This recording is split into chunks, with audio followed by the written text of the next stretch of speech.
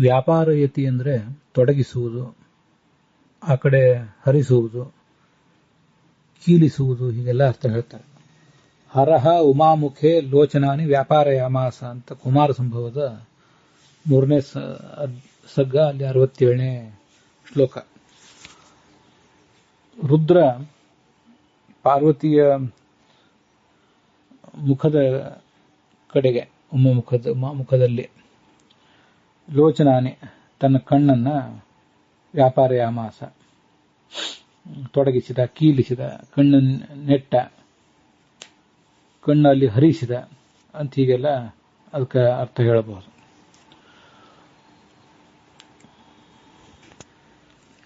ಇದು ವಿ ಮತ್ತು ಆಂಗ್ ಇತ್ಯುಪಸರ್ಗ ದ್ವಯಪೂರ್ವಕ ಪೃಂಗ್ ವ್ಯಾಯಾಮೆ ಅಂತ ಧಾತು ತುದಾದಿಗಣ. ಆತ್ಮನೇ ಪದ ಅಕರ್ಮಕ. ಆ ಧಾತುವಿನ ನಿಜಂತ ಪ್ರಯೋಗ ಇದು. ಹಾಗಾಗಿ ವ್ಯಾಪಾರಯಾಮಾಸ ಅಂತ ಲೀಟ್ಲಕಾರ ಆಗಿದೆ. ಹರಹ ಲೋಚನಾನಿ ಉಮಾಮುಖೆ ವ್ಯಾಪಾರಯಾಮಾಸ, ಇದು ನಿಜಂತ ಆದ್ರೆ ಹರಸ್ಯ ಲೋಚನಾನಿ ಉಮಾಮುಖೆ ವ್ಯಾಪ್ರಿಯಂತೆ, ಅಲ್ಲಿ ಹರಿದಾಡುತ್ತವೆ, ಅಲ್ಲಿ ಸಂಚರಿಸುತ್ತವೆ ಅಂತ ಹೀಗೆಲ್ಲ ಅದಕ್ಕೆ ಅರ್ಥ ಆಗಬಹುದು. ವ್ಯಾಯಾಮ ಅಂದರೆ ಚಟುವಟಿಕೆ ಅಂತ ಅರ್ಥ.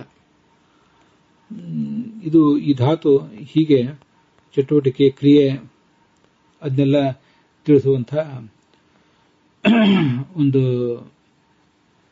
ಧಾತು. ನಾವು ಅದನ್ನೇ ವ್ಯಾಪ್ರಿಯಂತೆ,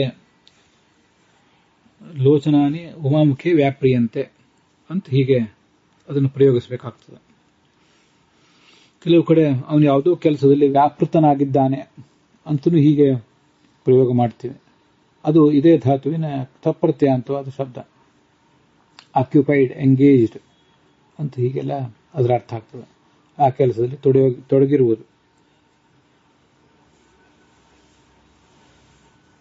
ನಿಯೋಗಿ, ಕರ್ಮಯೋಗಿ, ಆಯುಕ್ತ, ವ್ಯಾಪೃತಶ್ಚ ಸಹ, ಹೀಗೆಲ್ಲ ವ್ಯಾಪೃತ ಅನ್ನೋದ್ರ ಬಗ್ಗೆ ಬೆಳಕಿಗಳು ಕಾಣಿಸ್ತವೆ.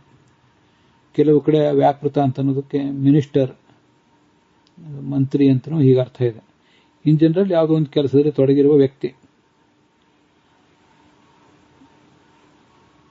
ಹೀಗೆ ಅರ್ಥನೂ ಆಗಬಹುದು. ವಿಶೇಷ ಅರ್ಥ ಮಂತ್ರಿ ಅಂತ, ರಾಜನ ಪರವಾಗಿ ಯಾವುದೋ ಒಂದು ಕೆಲಸವನ್ನು ಮಾಡುವಂಥ ಮಂತ್ರಿ, ಆ ಅರ್ಥವೂ ಕೂಡ ಬರ್ತದೆ.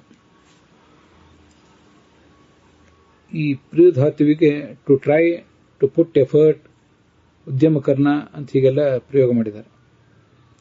ತುದಾದಿಗಣದ ಆತ್ಮನೇಪದಿ ಅಕರ್ಮಕ. ಅದನ್ನು ನಾವು ವ್ಯಾಪ್ರಿಯತೆ ಅಂತ ಮಾಡಬಹುದು, ವ್ಯಾಪ್ರಿಯತಿ ಅಂತ ಪರಸ್ಮೈ ಪದದಲ್ಲಿ ಕೂಡ ಪ್ರಯೋಗಿಸಬಹುದು. ಹೀಗೊಂದು ಶಬ್ದ ಪ್ರಯೋಗ ಇರುವುದನ್ನು ಗಮನಿಸಬೇಕು. ನಾವು ಅದನ್ನ ವ್ಯಾಪೃತ ಅಂತ ಅನ್ನೋದನ್ನು ಗಮನಿಸಿದ್ದೇವೆ.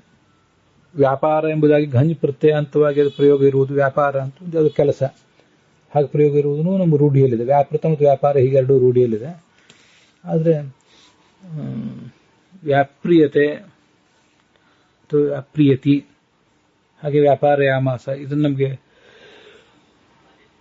ಬಳಕೆಯಲ್ಲಿ ತಂದು ಗೊತ್ತಿರೋದಿಲ್ಲ. ಅದಕ್ಕಾಗಿ ಇದನ್ನು ತಮ್ಮೆದುರಿಗೆ ಹಂಚಿಕೊಂಡಿದ್ದೇನೆ.